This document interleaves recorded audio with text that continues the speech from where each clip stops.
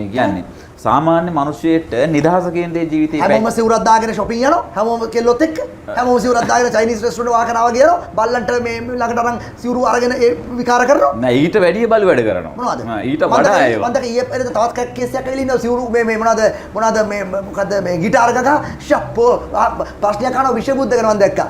මේ පර්ෆෙක්ට් මිනිහෙක් මං කියන්නේ විශ්වබුද්ධව මිනිස්සු එක එක විදිහට දැක්කනේ චමිත මහත්තයා සමාජයේ.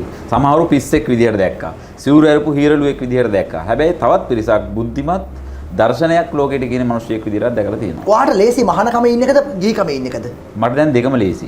දෙකම ලේසි මට. ඔයා හිතුනොත් ආයිස් මේ ඒ කියන්නේ මට රිස්ක් එකක් නෑ ওই දෙක ඇතුළේම. දැන් ඔයාට හිතිච්ච වෙලාවක ඔයා සිවුරු දාගෙන ආයි ඔය වගේ තැන් වල තැනවද? නෑ වැඩක් නෑ. සිවුරෙන් ආති වැඩක් නෑ මට දැන්. නෑ. බල්ලා තාම ඉන්නවා. ඒ විදිහටම එනවා. දැන් යන්නේ මාන වෙලා ඉන්නේ. ඒතර මොකද්ද ඔයාගේ ලයිෆ් ස්ටයිල් එක දැන්? ලයිෆ් ස්ටයිල් එක සම්මා මොකද රිසෝට් හදනවා කිව්වා ඉන්ටර්නැෂනල් මොකද සෙන්ටර්ස් හදනවා. මොකද්ද ඔයාගේ දැන් විෂන් එක දැන්? දැන් විෂන් එක මෙහෙමයි. කාලෙන් කාලට මිනිස්සුන්ට එක එක අදහස් එනවා. ඒව අත්හදා බලනවා, වර්ධිනවා, ආය අලුත් දේවල් කරනවා. දැන්ට මම හොඳ රැකියාවක් කරනවා. මොකද්ද? මම ඩිජිටල් මාකටිං ඩිරෙක්ටර් කෙනෙක්.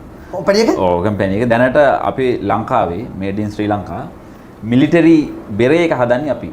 බෙරේ හවුස් මිලිටරි බෙරේ එක ආමීස් වලට දාන්නේ. තොප්පිය හදන්නේ අපි. බෙරේ හවුස් ප්‍රයිවට් ලිමිටඩ් එකේ. ඩිජිටල් මාකටිං කරන්න වඩන එක්ස්පීරියන්ස් එක මොකද්ද? ඉතින් මම සෝෂල් මීඩියා හැම එකම දන්නවනේ. ඉතින් දැන් ඔයා මම මෙතනට ගෙන්නන්නේ ඇයි? මොකටද ගෙන්නන්නේ? යෝ විශ්වබුද්ධ came from universe කිව්වහම මතකනේ මීට අවුරුද්ද විතර කලින් ඔයා මාව ගෙන්නලා ඒක මම හිතන්නේ 1 මිලියන් 2 මිලියන් විතර ගියා. ඒ නිසා මට බ්‍රෑන්ඩ් එකක් ප්‍රොමෝට් කරනවා කියන එක ලොකු දෙයක් නෙවෙයි. ඒ නිසා මගේ හැකියාවන් මම පාවිච්චි කරා ගිහි ජීවිතේ සාර්ථක කරගන්න වෘත්තීමේ සුසුකමක් හදාගන්න. ඔයා මේ ඔක්කොම කරේ ලොකු ප්ලෑන් එකක් ඔළුවේ තියාගෙන. ඔයා මේ ටාගට් එක ඔළුවේ තියාගෙන මේ ගමන යන්න ඕන කමට යෝ විශ්වබුද්ධ විදියට සිවුරක් දාගෙන සිවුර ඉඳලා තනි කර මේ ගේම් ප්ලෑන් එක ප්ලෑන් කළේ. ඔයා තාම කොල්ලෙක්. ඔයාට වයස තියෙනවා. ලොකු ගමනක් යන අවුරුද්දක් හිරේ ගිහිල්ලා ඔක්කොම කරලා ගේම් ප්ලෑන් එක ප්ලෑන් කරා. හරිනේ? අපි ඒකට අහුණා.